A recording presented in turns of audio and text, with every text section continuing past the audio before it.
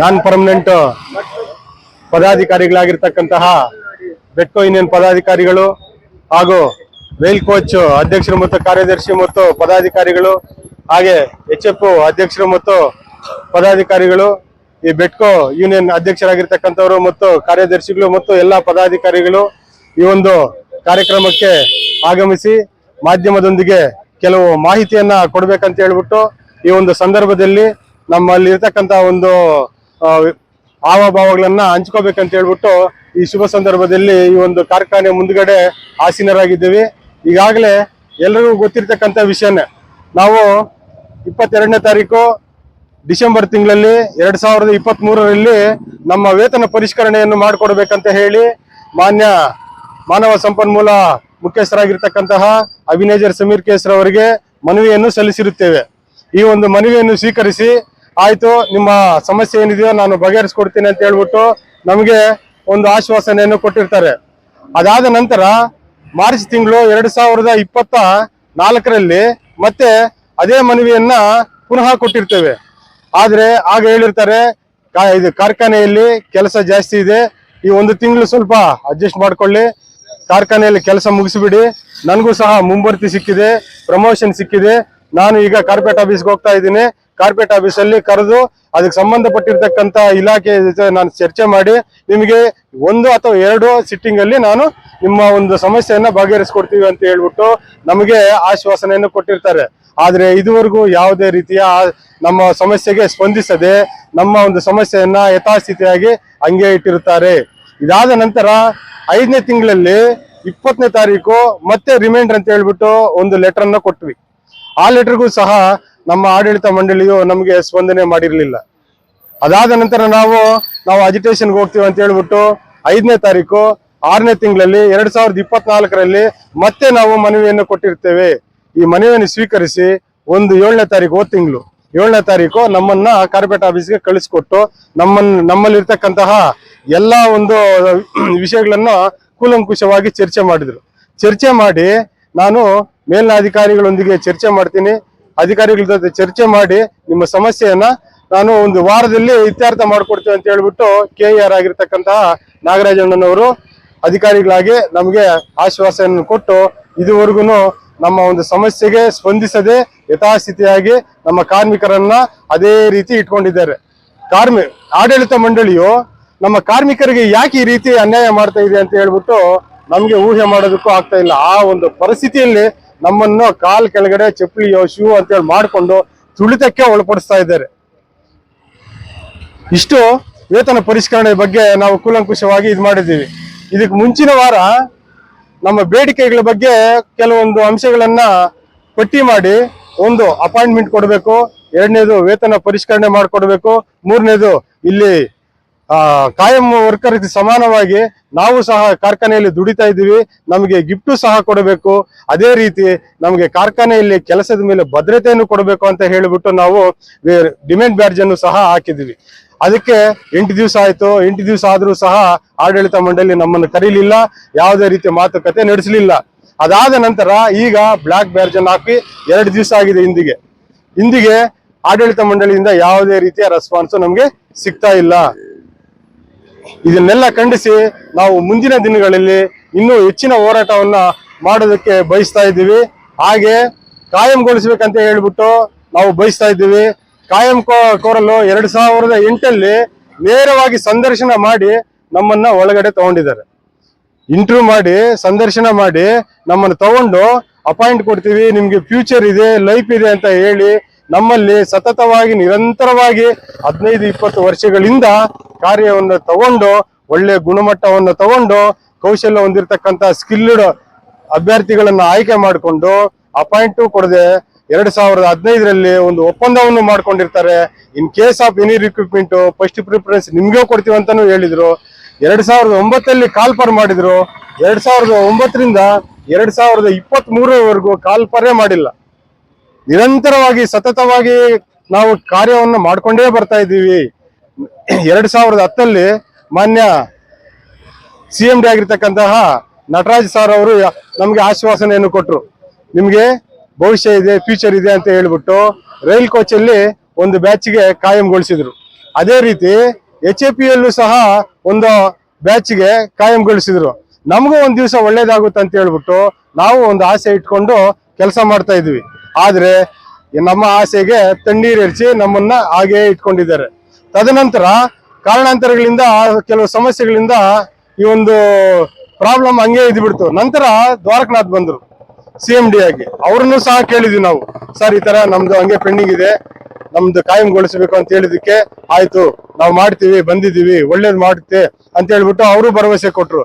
ಅದಾದ ನಂತರ ರಾಜಶೇಖರ್ ಬಂದ್ರು CMD ಆಗಿ, ಅವರು ನಮ್ಗೆ ಆಶ್ವಾಸನೆ ಕೊಟ್ರು.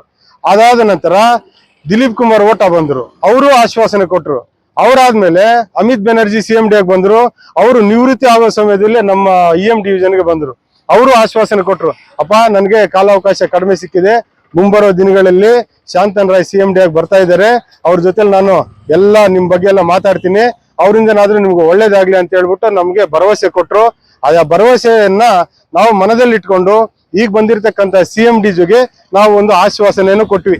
ಸರ್ ನಾವು ಇಷ್ಟು ವರ್ಷದಿಂದ ಕೆಲಸ ಮಾಡ್ತಾ ಇದೀವಿ, ನೇರವಾಗಿ ಪ್ರಿನ್ಸಿಪಲ್ ಎಂಪ್ಲಾಯ್ ಆಗಿ ಕೆಲಸ ಮಾಡ್ತಾ ಇದ್ದೀವಿ, 100% ನಾವು ಪ್ರೊಡಕ್ಷನ್ ಕೊಡ್ತಾ ಇದ್ದೀವಿ, 15-20 ವರ್ಷಗಳ ಕಾಲ ನಮ್ಗೆ ಅನುಭವ ಹೊಂದಿದೆ, ನಾವೆಲ್ಲ ನುರಿತವಾಗಿರ್ತಕ್ಕಂಥ ಸ್ಕಿಲ್ಡ್ ಆಗಿರ್ತಕ್ಕಂಥ ಒಳ್ಳೆ ಪ್ರೊಡಕ್ಷನ್ ಕೊಡ್ತಾ ಇರ್ತಕ್ಕಂಥ ಅಭ್ಯರ್ಥಿಗಳಾಗಿರ್ತಕ್ಕಂಥವ್ರು ನಾವು, ನಮ್ಗೇನಾದ್ರೂ ಮಾಡಿ ನಿಮ್ ಮುಖಾಂತರ ಒಂದು ಒಳ್ಳೇದ್ ಮಾಡ್ಕೊಡಿ ಅಂತ ಹೇಳಿದಕ್ಕೆ ಅವ್ರು ಇದ್ಕೊಂಡು ಇಲ್ಲಪ್ಪ ಇದು ಗೌರ್ಮೆಂಟ್ ಪಾಲಿಸಿ, ನನ್ನ ಕೈಯಲ್ಲಿ ಏನು ಇಲ್ಲ, ಇದು ಗೌರ್ಮೆಂಟ್ ಪಾಲಿಸಿನ ಕೇಳಬೇಕು ಅಂತ ಹೇಳ್ಬಿಟ್ಟು ಗೌರ್ಮೆಂಟ್ ಪಾಲಿಸಿ ಮೇಲೆ ಆಗ್ಬಿಟ್ಟು ಅವರು ಸೇಫ್ ಆಗಿ ಮಾತಾಡೋ ಲೆವೆಲ್ಗೆ ಹೋದ್ರು. ಸರಿ, ಈಗ ಒಂದು ಈ ಸಮಸ್ಯೆಯನ್ನ ಕಾರ್ಮಿಕರೊಂದಿಗೆ ಚರ್ಚೆ ಮಾಡಿದಾಗ ಕೊನೆಗೆ ಕಾರ್ಮಿಕರೆಲ್ರಿಗೂ ಸ್ವಲ್ಪ ಕೋಪ ಬರೋ ಸಂದರ್ಭ ಬಂತು. ಆಗೇನಪ್ಪ ಮಾಡೋದಂತ ಹೇಳ್ಬಿಟ್ಟು ಮಾನ್ಯ ರಾಜ್ಯ ಪ್ರಧಾನ ಕಾರ್ಯದರ್ಶಿ ಆಗಿರ್ತಕ್ಕಂಥ CIT ಆಗಿರ್ತಕ್ಕಂತಹ ಮೀನಾಕ್ಷಿ ಸುಂದರಂ ಜೊತೆ, ಹಾಗೆ ನಮ್ಮ ರಾಜ್ಯ ಅಧ್ಯಕ್ಷರಾಗಿರ್ತಕ್ಕಂತಹ ವರಲಕ್ಷ್ಮಿ ಮೇಡಮ್ CIT ಅವರಾಗಿರ್ತಕ್ಕಂಥವ್ರ ಬಗ್ಗೆ, ಮತ್ತೆ ನಮ್ಮ ತಾಲೂಕು ಸಂಚಾಲಕರಾಗಿರ್ತಕ್ಕಂತಹ AR ಬಾಬು ಅವ್ರ ಜೊತೆ ಕೂಲಂಕುಷವಾಗಿ ಕುಂತು ಚರ್ಚೆ ಮಾಡಿದ್ವಿ. ಏನ್ ಸರ್ ಈ ತರ ಇದೆ, ಮುಂದಿನ ಭವಿಷ್ಯ ಏನ್ ಮಾಡೋದು ಅಂತ ಹೇಳಿದಾಗ ಸರಿ ಅವ್ರು ಇದ್ಕೊಂಡು ಮ್ಯಾನೇಜ್ಮೆಂಟ್ ಬಗ್ಗೆ ಹೇಳಿದೆ. ಅವ್ರು ತಪ್ಪಿಸ್ಕೊಳ್ಳೋದಕ್ಕೋಸ್ಕರ ಗೌರ್ಮೆಂಟ್ ಪಾಲಿಸಿ ಬಗ್ಗೆ ಹೇಳ್ತಾ ಇದ್ದಾರೆ. ಗೌರ್ಮೆಂಟ್ ಪಾಲಿಸಿ ಬಗ್ಗೆ ಹೇಳ್ತಾ ಇರಬೇಕಾ, ನೀವ್ ಯಾಕೆ ಸುಮ್ಮನೆ ಇರ್ತೀರಾ, ನೀವ್ ಗೌರ್ಮೆಂಟ್ ಪಾಲಿಸಿ ಮೇಲೆನೆ ಕೇಸ್ ಹಾಕಿ ಅನ್ನೋ ಲೆವೆಲ್ಗೆ ಮಾತಾಡಿದ್ವಿ. ಸರಿ ಏನ್ ಮಾಡೋದು ಅಂತೇಳಿ ಅದೇ ಸಮಯದಲ್ಲಿ ನಮ್ಮ ಬೆಮ್ಮೆಲ್ನಲ್ಲಿ 2023 ನವೆಂಬರ್ 27ನೇ ತಾರೀಕು 119 ಜನನ್ನ ಕಾಲ್ಪರ್ ಮಾಡ್ತಾರೆ. ಈ ಕಾಲ್ಪರ್ ಮಾಡೋ ವಿಷಯದ ಬಗ್ಗೆ ನಾವು ಆಲ್ರೆಡಿ ಮುಂಚಿತವಾಗಿ MP ಸಾರನ್ನ ಭೇಟಿ ಮಾಡಿ ಅವರಿಗೆ 4 ಸಲ ಮನವಿ ಪತ್ರವನ್ನು ಸಲ್ಲಿಸ್ತೀವಿ. ಸರ್ ಈ ತರ ನಾವು ಇಷ್ಟು ವರ್ಷದಿಂದ ಕೆಲಸ ಮಾಡ್ತಾ ಇದ್ದೀವಿ, ಪೊಲಿಟಿಕಲ್ ಆಗಿ ನಮ್ಗೆ ಸ್ವಲ್ಪ ಪ್ರೆಷರ್ ಕೊಡ್ಬೇಕು, ಮ್ಯಾನೇಜ್ಮೆಂಟ್ ಜೊತೆ ಮಾತಾಡ್ಬೇಕು, ನಮ್ಗೆ ನ್ಯಾಯ ಕೊಡಿಸ್ಬೇಕು ಸರ್ ಅಂತ ಹೇಳ್ಬಿಟ್ಟು ಅವರಿಗೆ ಒಂದು 3 ಸಲ ಮನವಿ ಪತ್ರವನ್ನು ಕೊಟ್ಟಿರ್ತೀವಿ. ಅದಾದ ನಂತರ ನಮ್ಮ KGF ಕ್ಷೇತ್ರದ MLA ಆಗಿರ್ತಕ್ಕಂತಹ ರೂಪಾ ಮೇಡಮ್ನವ್ರಿಗೂ ಸಹ 4 ಸಲ ಮನವಿ ಪತ್ರವನ್ನು ಕೊಟ್ಟಿರ್ತೀವಿ. ಮೇಡಮ್ ಇದು ನಿಮ್ ಕಾನ್ಸ್ಟಿಟ್ಯೂನ್ಸಿಗೆ ಬರ್ತಕ್ಕಂಥದ್ದು, ನೀವು ಆದಷ್ಟು ಬೇಗ ಈ ಒಂದು ಸಮಸ್ಯೆಯನ್ನ ಬಗೆಹರಿಸ್ಕೊಡ್ಬೇಕು, ಕಾರ್ಮಿಕರ ಪಾಲಿನ ಆಶಾದೀಪವಾಗ್ಬೇಕು, ನಮ್ಮ ಸಮಸ್ಯೆಯನ್ನ ಬಗೆಹರಿಸ್ಕೊಂಡು ನಮ್ಗೊಂದು ದಾರಿ ದೀಪ ಆಗ್ಬೇಕಂತ ಹೇಳ್ಬಿಟ್ಟು ಕೇಳ್ಕೊಂಡಾಗ ಅವರು ನಮ್ಮ ಮನವಿಗೆ ಸ್ವೀಕರಿಸಿ ನಮ್ಮ ಕರ್ನಾಟಕ ರಾಜ್ಯ ಸರ್ಕಾರದ ಕಾರ್ಯದರ್ಶಿ ಆಗಿರ್ತಕ್ಕಂಥವ್ರಿಗೆ ಒಂದು ಪತ್ರವನ್ನು ಬರೆದು ಆ ಪತ್ರವನ್ನ ಮಾನ್ಯ ಮುಖ್ಯಮಂತ್ರಿಗಳಾಗಿರ್ತಕ್ಕಂಥ ಸಿದ್ದರಾಮಯ್ಯನವ್ರಿಗೂ ಸಹ ತಲುಪಿಸಿ ನಮ್ಮ ಒಂದು ವಿಷಯವನ್ನ ರಾಜ್ಯ ಮಟ್ಟಕ್ಕೆ ತಲುಪಿಸಿರ್ತಾರೆ. ಹಾಗೆ ಈ ನಮ್ಮ MP ಸಾಹೇಬರು ಮುನಿಸ್ವಾಮಿ ಅಣ್ಣವರು ಈ ಒಂದು ವಿಷಯವನ್ನು ಹೇಳಿದಾಗ ನೀವು ನೇರವಾಗಿ ಸೆಷನ್ಗೆ ಬಂದ್ಬಿಡಿ, ನಾನೇ ಕರ್ಕೊಂಡು ಹೋಗ್ತೀನಿ. ಹಾಗೆ ರಕ್ಷಣಾ ಸಚಿವರಾಗಿರ್ತಕ್ಕಂತಹ ರಾಜನಾಥ್ ಸಿಂಗ್ ರವರು ಇದ್ದಾರೆ, ಅವರಿಗೆ ಒಂದು ಮೇಲ್ ಮಾಡಿ, ಆ ಮೇಲು ಅಲ್ಲಿಗೆ ಹೋಗಿದ ತಕ್ಷಣ ಅದು ನಮಗೆ ಬರುತ್ತೆ, ನಾನಾಗ ಅದ್ರ ಬಗ್ಗೆ ಮಾತಾಡೋದಕ್ಕೆ ಒಂದು ಅವಕಾಶ ಸಿಗುತ್ತೆ ಅಂತಲೂ ಹೇಳಿದರು. ಈ ಒಂದು ವಿಷಯವನ್ನು ನಾವು ರಾಷ್ಟ್ರ ಮಟ್ಟದಲ್ಲಿ ಆಗಿರ್ತಕ್ಕಂತಹ ಡಿಫೆನ್ಸ್ ಮಿನಿಸ್ಟರ್ ಆಗಿರ್ತಕ್ಕಂಥ ರಾಜನಾಥ್ ಸಿಂಗ್ ರವ್ರಿಗೂ ಸಹ ತಲುಪಿಸಿದ್ದೀವಿ. ಹಾಗೆ ಈ ನಮ್ಮ ಬಂಗಾರಪೇಟೆ ಕ್ಷೇತ್ರದಲ್ಲಿ SN ನಾರಾಯಣಸ್ವಾಮಣ್ಣನವರಿದ್ದಾರೆ, ಅವ್ರಿಗೂ ಸಹ ಈ ಒಂದು ವಿಷಯವನ್ನು ಮುಗಿಸಿದ್ದೀವಿ, ಅವ್ರ ಗಮನಕ್ಕೂ ತಂದಿದ್ದೀವಿ. ಎಲ್ಲ ಪೊಲಿಟಿಕಲ್ ಆಗಿ, ರಾಜಕೀಯವಾಗಿ, ಸಾಮಾಜಿಕವಾಗಿ, ಆರ್ಥಿಕವಾಗಿ ಮತ್ತು ಆಡಳಿತ ಮಂಡಳಿಗೆ ಎಲ್ಲ ರಂಗಗಳಲ್ಲಿಯೂ ಸಹ ಎಲ್ಲ ವಿಷಯವನ್ನು ಎಲ್ಲ ಗಮನಕ್ಕೂ ತಂದು ನಾವು ಒಂದು ಸಮಸ್ಯೆಯನ್ನು ಇಟ್ಟಿದ್ದೀವಿ. ಆದರೆ ನಮ್ಮ ಸಮಸ್ಯೆಯಾಗೆ ಉಳಿದಿದೆ, ಇದು ಇತ್ಯರ್ಥ ಇನ್ನೂ ಆಗಿಲ್ಲ. ತಾವು ಆಡಳಿತ ಮಂಡಳಿಯವರು ಇನ್ನಾದರೂ ಎಚ್ಚೆತ್ತುಕೊಂಡು ನಮ್ಮ ಸಮಸ್ಯೆಯನ್ನು ಆದಷ್ಟು ಬೇಗ ಬಗೆಹರಿಸಿ ಕಾರ್ಮಿಕರ ಪಾಲಿಗೆ ಒಂದು ಆಶಾದೀಪವಾಗಬೇಕು. ಈ ಒಂದು ಹೋರಾಟ ಬೆಮ್ಮಲಲ್ಲಿ ನಡೀತಾ ಇದೆ. ಈ ಗುತ್ತಿಗೆ ಕಾರ್ಮಿಕರನ್ನ ಹೋರಾಟ ಏನಕ್ಕೆ ನಡೀತಾ ಇದೆ ಅಂತ ಹೋದ ಒಂದು ವಾರ ಮುಂಚೆನೆ ಒಂದು ಡಿಮಾಂಡ್ ಬ್ಯಾಚ್ ಹಾಕಿದ್ದೀವಿ. ಈ ಡಿಮ್ಯಾಂಡ್ ಬ್ಯಾಚ್ ಏನಕ್ಕೆ ಹಾಕಿದ್ವಿ ಅಂತ ನಮ್ಮ ಮುಂದೆ ಮಾತಾಡಿರೋ ನಾಯಕರು ಹೇಳಿದ್ದಾರೆ. ಇದು ಹೋದ ವಾರನೇ ಇದು ಮ್ಯಾನೇಜ್ಮೆಂಟ್ ಕರೆದು ನಮ್ಮನ್ನ ಈ ಡಿಮ್ಯಾಂಡ್ ಮೇಲೆ ಮಾತುಕತೆ ಮಾಡಿ ನಮ್ಮ ಸಮಸ್ಯೆಯನ್ನು ಬಗೆಹರಿಸಬೇಕಂತ ನಾವು ವಿನಂತಿ ಮಾಡಿ 1 ವಾರ ಆಗಿದೆ. ಆದರೆ ಈ ಮ್ಯಾನೇಜ್ಮೆಂಟು ನಮ್ಮ ಗುತ್ತಿಗೆ ಕಾರ್ಮಿಕರ ಬಗ್ಗೆ ಯಾವ ಒಂದು ಚಿಂತನೆ ಇಲ್ಲ. ಅವರಿಗೆ ಬರೀ ಕೆಲಸ ಮಾಡಬೇಕು, ಕೂಲಿ ಕೊಡಬೇಕು. ಆ ಕೂಲಿನೂ ಸರಿಯಾಗಿ ಸಂದರ್ಭದಲ್ಲಿ ತಲುಪೋದಿಲ್ಲ. ಈಗ ಈ ಥರ ಒಂದು ನಿಟ್ಟಿನಲ್ಲಿ ಇವಾಗ ನಮ್ಮ ಮ್ಯಾನೇಜ್ಮೆಂಟು ವೇಜ್ ರಿವಿಷನ್ ಮಾಡಬೇಕು. ಮಾರ್ಚ್ 31 ಮುಂಚೆ ಹಳೆ ವೇಜ್ ರಿವಿಷನ್ ಹೋಗಿ ಹೊಸ ವೇಜ್ ರಿವಿಷನ್ ಮಾಡಬೇಕಂತ ಒಂದು ಡಿಮ್ಯಾಂಡನ್ನು ನಾವು ಇಟ್ಟಿದ್ದೀವಿ. ಆದರೆ ಮುಂಚೆ ಮ್ಯಾನೇಜ್ಮೆಂಟು ನಮಗೆ ಎಲ್ಲ ಭರವಸೆಯನ್ನು ಕೊಟ್ಟಿದೆ. ಆದರೆ ಇವಾಗ ಅದ್ರ ಮೇಲೆ ಯಾವ ಒಂದು ಮಾತುಕತೆನೂ ಮಾಡಿಲ್ಲ. ಏನಕ್ಕಂದ್ರೆ ಅವರಿಗೆ ಬರೀ ಪ್ರೊಡಕ್ಷನ್ ಆಗಬೇಕು, ಕೆಲಸ ಮಾಡಬೇಕು. ಕಾರ್ಮಿಕರ ಬಗ್ಗೆ, ಗುತ್ತಿಗೆ ಕಾರ್ಮಿಕರ ಬಗ್ಗೆ ಯಾವ ಒಂದು ಚಿಂತನೆ ಇಲ್ಲ. ಆದರೆ ಬೆಲೆ ಏರಿಕೆ ದಿನ ಒಂದೊಂದು ನೋಟಿಫಿಕೇಶನ್ ಬರ್ತಾನೆ ಇದೆ ಗೌರ್ಮೆಂಟಿಂದ. ಆದರೆ ಬೆಲೆ ಏರಿಕೆ ಜಾಸ್ತಿ ಆಗ್ತಾನೆ ಇದೆ. ಗುತ್ತಿಗೆ ಕಾರ್ಮಿಕರಿಗೆ ಮತ್ತು ಕಾರ್ಮಿಕರಿಗೆ ಈ ಸಂಬಳವನ್ನು ಜೀವನ ಮಾಡಕ್ಕೆ ಆಗ್ತಾ ಇಲ್ಲ. ಈ ಒಂದು ನಿಟ್ಟಿನಲ್ಲಿ ಇಮಿಡಿಯೇಟ್ ಆಗಿ ಮ್ಯಾನೇಜ್ಮೆಂಟು ಕಾರ್ಮಿಕರನ್ನ ಕರೆದು ಒಂದು ಮಾತುಕತೆ ಮಾಡಬೇಕು. ಇದಕ್ಕೆ ಈ ಊರಲ್ಲಿ ಇರುವ ಜನತೆ ನಮಗೆ ಸಪೋರ್ಟ್ ಆಗಿ ಇರ್ಬೇಕಂತ ವಿನಂತಿ ಮಾಡಿ ಬರೋ ಕಾಲದಲ್ಲಿ ಈ ಹೋರಾಟ ಇನ್ನೂ ಹೆಚ್ಚಾಗಬಾರ್ದು. ಹೆಚ್ಚಾದ್ರೆ ಈ ಪ್ರೊಡಕ್ಷನ್ನು ಎಲ್ಲ ಮ್ಯಾನೇಜ್ಮೆಂಟ್ಗೆ ತೊಂದರೆ ಆಗುತ್ತೆ ಅಂತ ಹೇಳಿ ಕೂಡಲೇ ಈ ಬೇಡಿಕೆಯನ್ನು ಕರೆದು ಮಾತುಕತೆ ಮಾಡಿ ಬಗೆಹರಿಸ್ಬೇಕಂತ ಮ್ಯಾನೇಜ್ಮೆಂಟ್ಗೆ ವಿನಂತಿ ಮಾಡ್ತೀವಿ. ಅದೇ ರೀತಿಯಲ್ಲಿ ನಿನ್ನೆ ರಕ್ಷಣಾ ವೇದಿಕೆ ಒಂದು ಹೋರಾಟ ಮಾಡಿದೆ. ಈ ಊರಲ್ಲಿ ಇರೋರಿಗೆ, ಈ ರಾಜಕೀಯಲ್ಲಿ ಇರೋರಿಗೆ ಫಸ್ಟ್ ಉದ್ಯೋಗ ತಲುಪಿಸ್ಬೇಕಂತ ಒಂದು ಹೋರಾಟ ಮಾಡಿದ್ದೆ.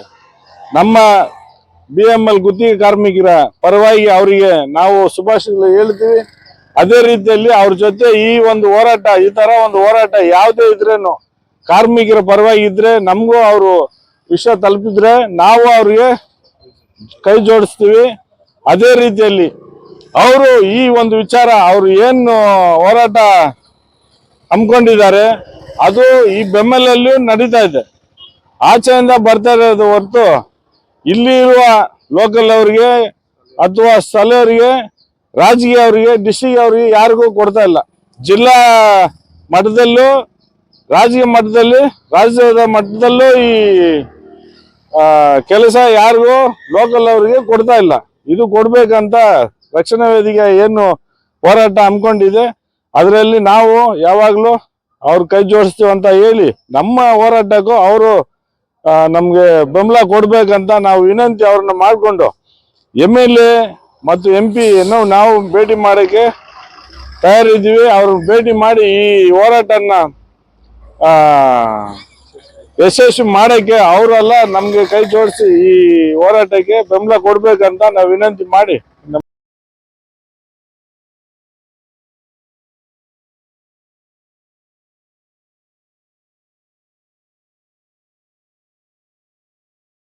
Frisk time in KGF Live Birds Zoo along exhibition with huge gained wheel and kids new playing items with huge food court and many more new items.